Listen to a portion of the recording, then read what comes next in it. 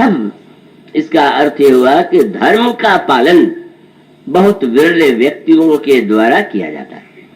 पर प्रश्न यह है कि क्या धर्म के पालन करने वालों के जीवन में कभी कोई विपत्ति नहीं आवेगी, कभी प्रतिकूलता नहीं आवेगी? क्या धर्म का पालन करने वाले नहीं मरेंगे? क्या धर्म के पालन करने वालों को रोग नहीं होगा? बस यहीं पर लोगों के मस्तिष्क में बहुत बड़ा भ्रम बना हुआ। शास्त्रों में ऐसे अवसर आते हैं जब ये कहा गया कि धर्म का पालन करने से सुख मिलता है। ठीक है, सुख तुम्हारा चाहता है व्यक्ति तो धर्म का भी पालन करेगा तो सुख के लिए करेगा। किंतु ये तो जैसे किसी बच्चे को पाठशाला में भेजना हो तो उस समय अच्छे नए कपड़े पहना दिए, कुछ मिठाई खिला दिया, कुछ पूजा पाठ कर दिया, अरे जाओ जाओ जाओ, बच्चा बड़े उत्साह से चला गया। लेकिन क्या वो नित्य नए कपड़े पहनेगा? क्या नित्य वही स्वागत सत्कार उसका होगा? नहीं।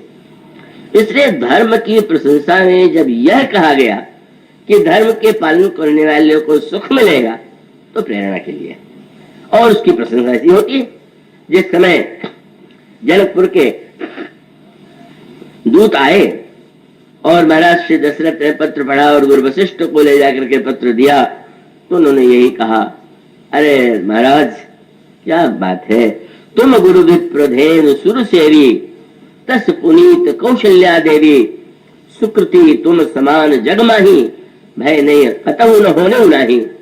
और राजन जिम सरिता सागर मह जाही, यद्यपि ताहि कामना नहीं, तिम सुख संपत्ति विनहि बुलाए, धर्मशील पह जाए सुहाए। जैसे नदियां समुद्र की ओर जाती हैं, इसी प्रकार से धर्म का पालन करने वालों के जीवन में कई वस्तुएं अपने आप आ जाती हैं।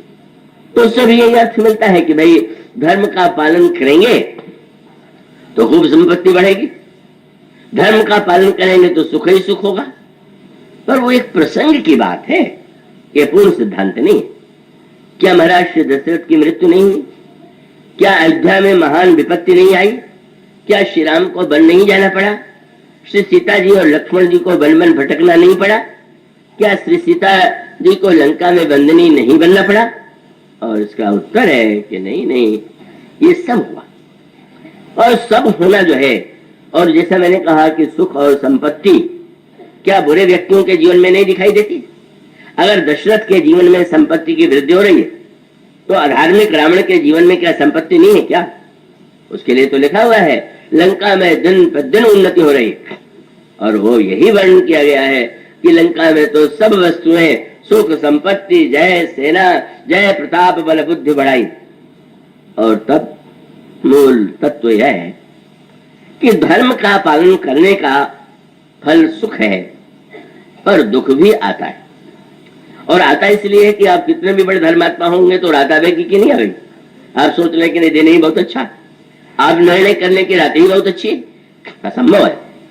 प्रकृति का जो नियम है वो आवेगा, पर आने के बाद अंतर जो होगा महत्व इसका अभिप्राय है सुख और संपत्ति किसी को मिल सकती है, पर विपत्ति में उसकी असली परीक्षा होगी। और इसी प्रकार से जब कोई धर्म परायण व्यक्ति उसके जीवन में विपत्ति आती है तो विपत्ति आने पर यह पता चलता है, विपत्ति नहीं मिट जाती। मुझे स्मरण आता है कानपुर में एक विश्वविद्यालय के कुलपति आए, बड़ा निराशावादी भाषण उन्होंने दिया। इतनी रामायण की कथाएं होती हैं, इतने आयोजन होते हैं, और उनको तो आंकड़े इतने याद थे कि सबको गिना दिया। गीता प्रेस ने इतनी रामायण की प्रति छापी, फलाने प्रेस ने इतनी छापी, पूरा आंकड़ा देश भर का सुना दिया। पर इसके बाद उन्होंने कहा क्या हुआ, बुराई तो जो की तो है। तो मैंने उत्तर मुझे देना था, अध्यक्ष मुझे बना दिया गया था। मैंने यही कहा कि अगर कोई व्यक्ति देश भर में ये आंकड़े इकट्ठे करे कि इतने छाते इस साल सारे देश में बने, और आंकड़ों के बाद ये कहे कि अरे 50 लाख छाते बन गए पर पानी बरसना बंद नहीं हुआ, तो कोई बुद्धिमानी की बात क्या है? छाता बनने से बरसात बंद हो जाती है क्या? छाता बरसात को नहीं बंद कर सकता। हाँ, बरसात में आपको भीगने से बचा सकता है। का सत्य यह है कि धर्म के द्वारा आप कभी यह मानने की भूल न कीजिए कि कभी विपत्ति नहीं आएगी, कभी हानि नहीं होगी, कभी पराजय नहीं होगी। उस समय आप अगर अपने धैर्य से, अपने विवेक से अपने आप को स्वयं उस धर्म में स्थित रहते हैं तो आप धार्मिक हैं। और उस समय यदि आप विचलित हो जाते हैं तो हमारा आपका धर्म नकली था, केवल दिखाई देने वाला था। इसलिए कहा गया कि भाई आप तो काल परखे चारी, धीरज धर्म मित्र अनुरारी। इसके बाद की चर्चा कल। बोलिए श्याम।